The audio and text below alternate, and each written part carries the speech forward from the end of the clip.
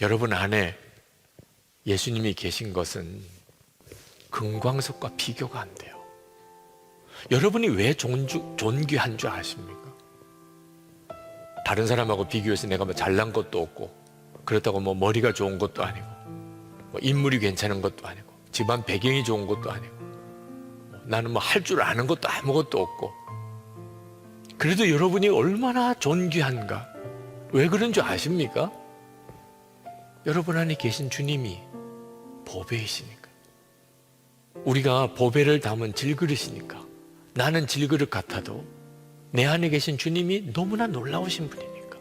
그 주님이 내 안에 오셨으니까. 하나님이 나를 보실 때 존귀하게 보십니다.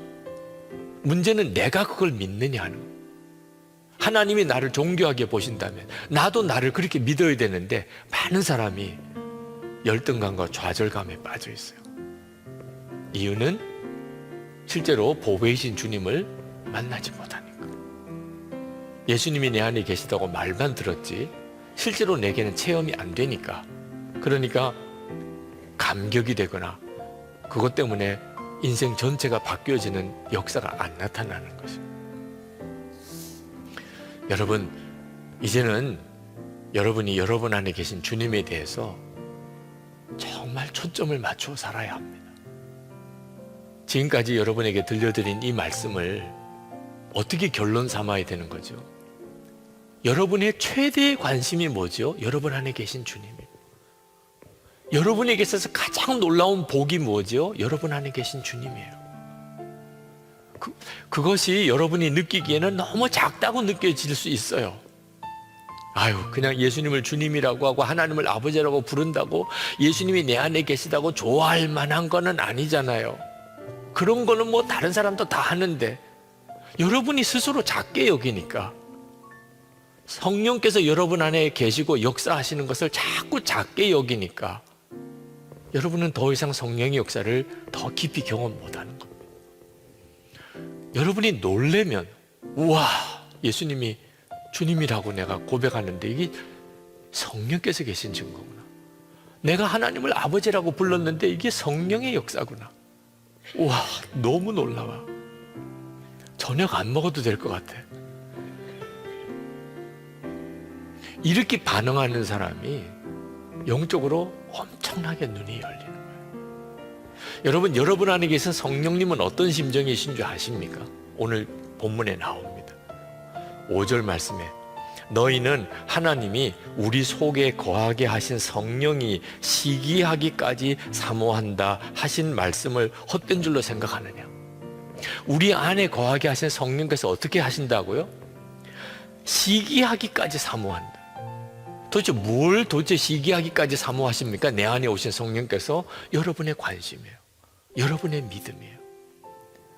성령님은 여러분 안에 계신데 여러분은 전혀 성령님에게 관심이 없어요. 여러분의 관심사가 있기는 하지요. 그죠?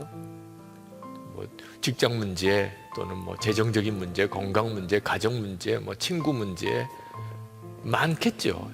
앞으로 진로 문제. 성령님께서 시기하실 만해요. 가장 중요하신 분, 하나님이 내 안에 계신 거예요. 그런데 여러분의 마음의 관심사, 우선순위에 너무너무 하나님은 다 바깥에 제껴져 있는 겁니다. 여러분 안에 성령님이 오셨지만 성령님이 하실 수 있는 일은 내게 언제나 관심 가지지. 이 친구가 도대체 나에게 언제나 관심을 가질까? 언제나 내게 귀를 기울일까? 이렇게 살면 안 되는 거예요. 어떻게 해서 성령께서 내 안에 오신 건데? 예수님의 십자가 때문이라고. 주님이 우리를 위해서 대신해서 십자가에 죽으심으로 우리가 의롭다 인정함을 받고, 그래서 성령님이 오신 거라니까. 그렇게 우리는 주님을 영접했다고. 그러면 우리 삶에 있어서 가장 큰 관심사는 주님이어야 하는 거예요. 밥을 먹어도 잠을 자도 내가 직장에 나가도 내게 있어서 가장 중요한 관심사는 주님이신 거예요. 인생은 결국은 주님께 달려있는 겁니다. 그러면 여러분과 주님과의 관계는 놀랍게 달라집니다. 여러분 안에까지 오신 주님인데 여러분이 주님을 사모하면 주님이 그냥 가만히 계시겠어요? 가장 먼저는 여러분 안에 오신 성령의 음성을 귀 기울여야 합니다. 성령님은 여러분 안에 오셔서 그냥 계시려고 오신 게 아닙니다. 성령님은 여러분 안에 오셔서 하시는 가장 중요한 일이 여러분에게 말씀하시는 거예요. 이것을 성경은 생각나게 한다고 표현했습니다. 요한복음 14장 26절에 보혜사 곧 아버지께서 내 이름으로 보내실 성령 그가 너희에게 모든 것을 가르치시고 내가 너희에게 말한 모든 것을 생각나게 하시리라. 주님의 음성을 들으라고 하면 대부분 다 힘들어해요. 어떻게 듣느냐는. 그런데 성경을 가만히 읽어보면 생각나게 한다고 그랬어요. 성령께서 내 안에서 갑자기 어떤 것이 생각나게 하세요. 여러분이 이제 여러분의 생각을 주목해 보면, 제가 가장 추천해 주는 방법이 써보는 거예요. 여러분의 생각을 써보면 여러분이 압니다. 성령께서 나에게 뭐라고 말씀하시는지. 좀 부끄러운 이야기이긴 하지만 고등학교 다닐 때 있었던 일이에요. 요즘에는 인터넷으로 음란물이 막 쏟아져 들어오니까 정말 옛날 전설 같은 이야기이긴 하지만 제가 고등학교 다닐 때는 이런 음란물이 없었어요. 음란물 자체는 있었습니다. 그게 어떤 거냐면 미군 부대에서 나오는 이 포르노 잡지예요. 플레이보이나 이런 식의 포르노 잡지가 껍데기 없이 그렇게 나오는 잡지들이 있었는데 꼭 학교에 보면은 교과서는 안 가져오고 그런 걸 가방에 넣어가지고 오는 애가 있어요. 왜냐하면 너무너무 인기가 좋으니까. 그런 거 꺼내놓으면 모든 사람이 달려들어서 한 번만 보게 해줘, 한 번만 보게 해주니까 얼마나 좋아요. 그래서 꼭 그런 걸 가지고 학교 와서 자랑하고 보여주고 유세하고 이런 친구들이 있었습니다. 소위 짱이라고 할 만한 친구들인데, 근데 한 번은 학교에서 난리가 났습니다. 점심시간 때. 근데 저는 거기 가서 그걸 볼 수가 없어요.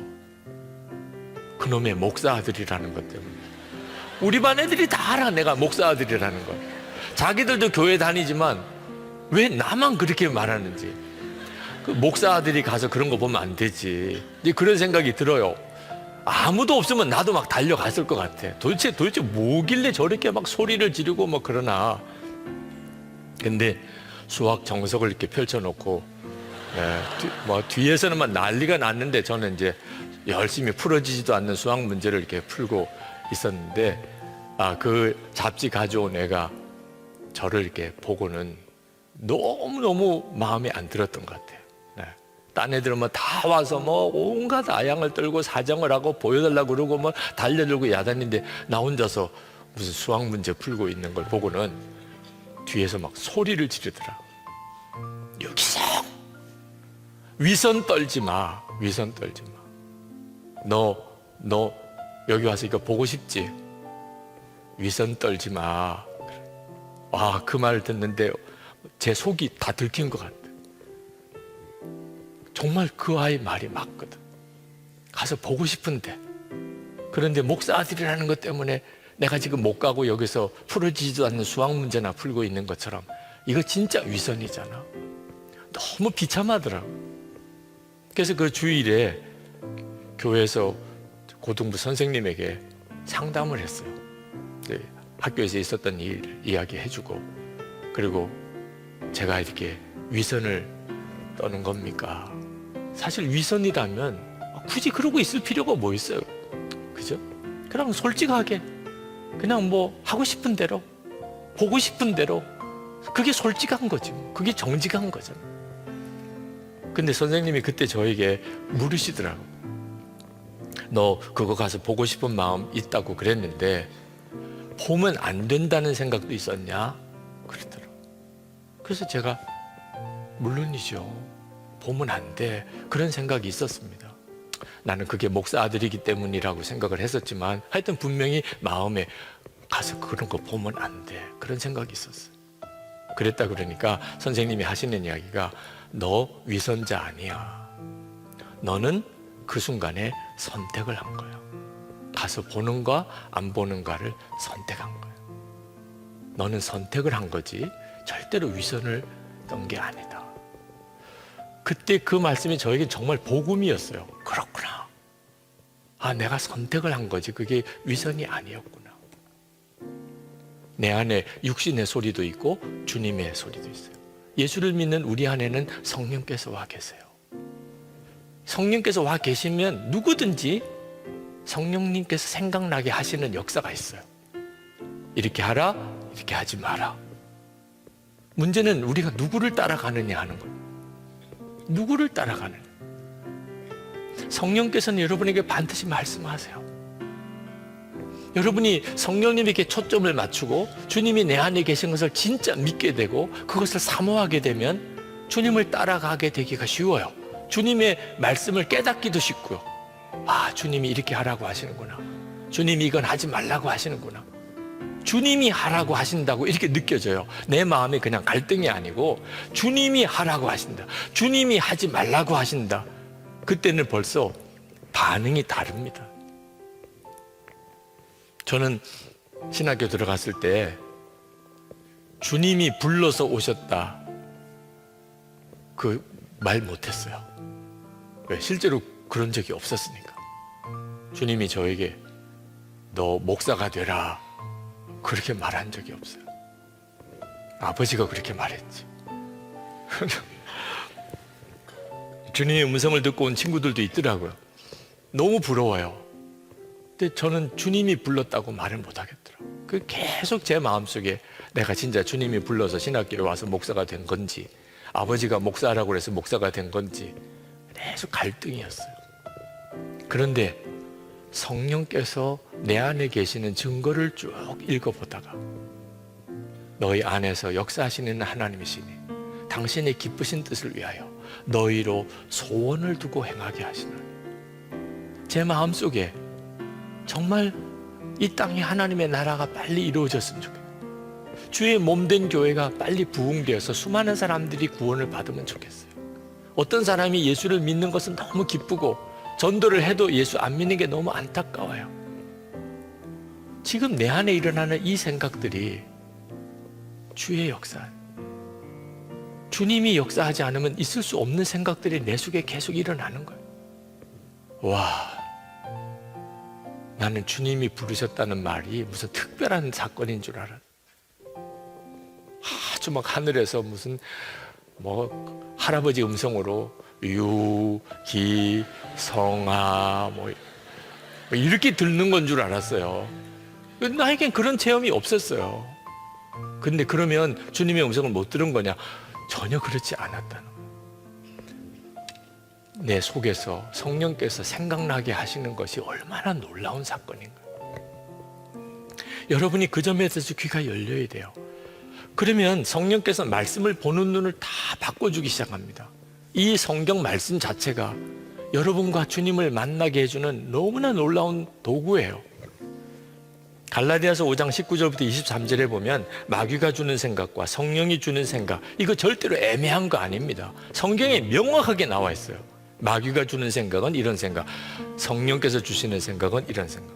마귀가 주는 생각은 19절부터 보면 음행과 더러운 것과 호색과 우상숭배와 술수와 원수 맺는 것과 분쟁과 시기와 분냄과 당짓는 것과 불리함과 이단과 투기와 술취함과 방탕함 같은 것들.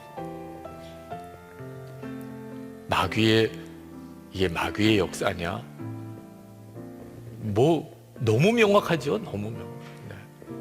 헷갈릴 것도 없지요.